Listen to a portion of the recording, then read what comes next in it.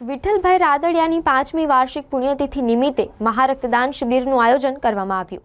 જનતાના હમદર્દ, ખેડૂતોનો અવાજ, રાજકીય, સહકારી તથા સામાજિક દિગ્ગજ અગ્રણી સૌરાષ્ટ્રના કેસરીસિંહ વિઠ્ઠલભાઈ રાદડિયાની 5મી વાર્ષિક પુણ્યતિથિ નિમિત્તે રક્તદાન શિબિરનું આયોજન કરવામાં આવ્યું, જેમાં મોટી સંખ્યામાં રક્તદાન કર્યું। વિઠ્ઠલભાઈ રાદડિયાએ જીવન પર્યંત આમ જનતા તથા ખેડૂતના પ્રશ્નોને લઈને કાયમી તેનો અવાજ બન્યા છે।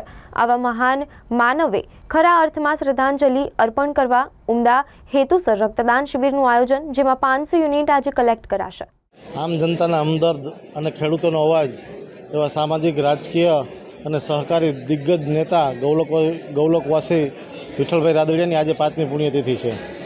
આ નિમિત્તે ગુજરાતભરમાં વિવિધ જગ્યાએ રક્તદાન શિબિરનું આયોજન કરવામાં આવેલું છે, જે પૈકી વડોદરા ખાતે શ્રી સૌરાષ્ટ્ર લેવા પટેલ સમાજ વડોદરા દ્વારા રક્તદાન શિબિરનું આયોજન કરી અને તેમને સાચા અર્થમાં શ્રદ્ધાંજલિ પૂરી પાડવામાં આવેલ છે।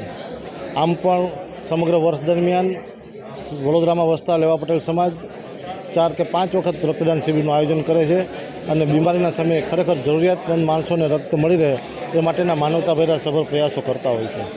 આજે પણ સવારે 9 વાગ્યાથી બપોરે 1 વાગ્યા સુધી રક્તદાન શિબિરનું આયોજન છે।